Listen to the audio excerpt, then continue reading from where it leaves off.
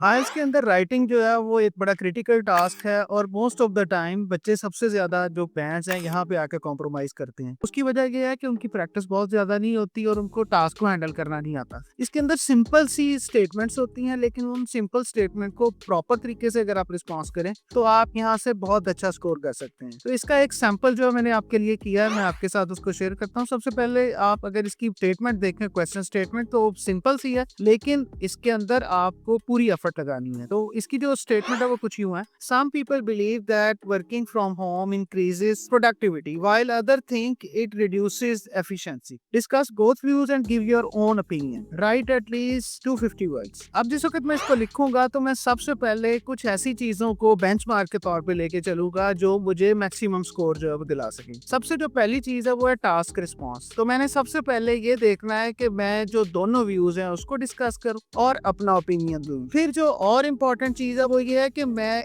Non relevant या non specific idea जो वो इसके अंदर इनकॉर्पोरेट ना करूं। दूसरी जो चीज है वो कोहेरेंस और कोहेजन है। कोहेरेंस और कोहेजन क्या है कि एक तरतीब होनी चाहिए और स्टोरी जो है वो सेकंड बाय सेकंड जो है ना अनफोल्ड होनी चाहिए। फिर इसके बाद अगली जो इम्पोर्टेंट चीज है वो लेक्सिकल रिसोर्सेज हैं, यानी मैं रेलिवेंट वोकैबुलरी इस्तेमाल करूं, बहुत कॉम्प्लेक्स किस्म की वोकैबुलरी ना हो, और जो मेरी सेंटेंस स्ट्रक्चरिंग है वो प्रॉपर होनी चाहिए। अगर मैं लेक्सिकल रिसोर्सेज भी प्रॉपर इस्तेमाल करता हूं और मेरी ग्रामेटिकल रेंज और एक्यूरेसी भी ठीक रहती है, यानी मैं इसके अंदर कंपाउंड या कॉम्प्लेक्स सेंटेंसेस इस्तेमाल करता हूं लेकिन सिंपल स्ट्रक्चर के साथ, उसका जो स्ट्रक्चर है वो ऐसा होना चाहिए जिसके ऊपर मेरी कमांड हो, जो भी मैं वोकैबुलरी यूज कर रहा हूं उसका कॉन्टेक्चुअल मीन जो है वो यहाँ पे बिल्कुल ठीक तरीके से डिलीवर होना चाहिए और वो बिल्कुल एक्यूरेट होना चाहिए। मैंने कहीं पे भी अगर मिस्टेक की राइटिंग के अंदर तो वो फौरी तौर पे डिटेक्ट हो। मैं आपके साथ इसका आंसर जो यहाँ पे शेयर कर रहा हूँ। In recent years, working from home has become increasingly common, particularly due to technological advancements. While some people argue that remote work improves productivity, others believe it leads to lower efficiency. This essay will discuss both perspectives before presenting my own view. On the one hand, working from home can significantly increase productivity.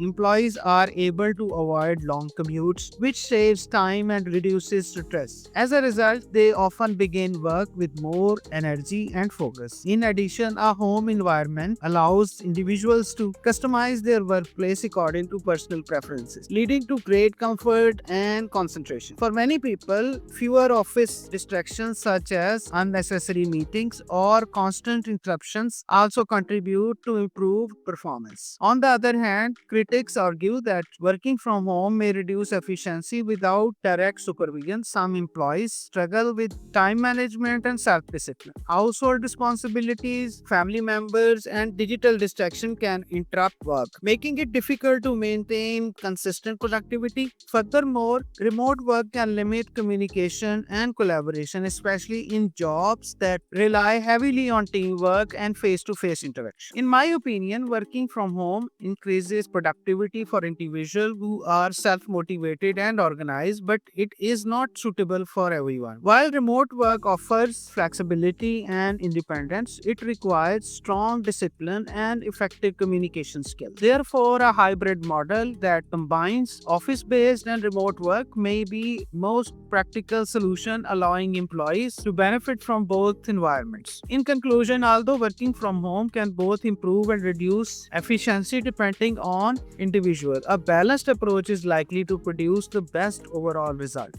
कुछ ऐसी चीजें हैं जिनको आपको लाजमी practice करना चाहिए, जैसे आपको विदाउट आइडिया जो है इसके अंदर नहीं जाना चाहिए, आपको वीक किस्म का ओपिनियन नहीं यूज करना चाहिए, फिर आपको किसी भी फ्रेज जो है उसको बार बार यूज नहीं करना, और आपने जो पैराग्राफ का कंट्रोल है, यानी एक पैराग्राफ में आपने एक बात की है, फिर आपने जाके दूसरे पैराग्राफ में फिर वो शुरू कर दिया है और आप लिंक जो है किसी और पैराग्राफ से बना रहे हैं, आपने बिल्कुल नहीं करना। इससे आपकी कोहेजन और कोहेरेंस जो है उसका सत्यानाश हो जाएगा। और फिर इसके लिए जो स्ट्रक्चर होता है, discuss both the views at your own opinion, इस तरह का जितने भी टास्क होते हैं वो 5 पैराग्राफ का स्ट्रक्चर होता है, जिसके अंदर ओपनिंग और क्लोजिंग के 2 पैराग्राफ के अलावा बॉडी के 3 पैराग्राफ होते हैं। एक के अंदर आप पहले ओपिनियन को डिस्कस करते हैं, दूसरे के अंदर आप दूसरा ओपिनियन डिस्कस करते हैं, तीसरे पैराग्राफ के अंदर आप अपना जो है पॉइंट ऑफ व्यू देते हैं, और कंक्लूजन के अंदर आप कंक्लूड कर देते हैं दोनों पॉइंट ऑफ व्यूज को और अपने ओपिनियन को। तो इसको आप बिल्कुल इसी तरह से रखें। आपने इस स्ट्रक्चर के ऊपर जितना भी काम करना है वो प्रॉपर प्रैक्टिस के साथ करना है। एब्रप्टली किसी भी चीज चीज को इसमें शामिल नहीं करना और फौरी तौर पे किसी भी चीज को जो है विड्रॉ नहीं कर लेना। आपने इसको बार बार प्रैक्टिस करना है, रिव्यू करना है। होपफुली आपके जो रिजल्ट्स हैं वो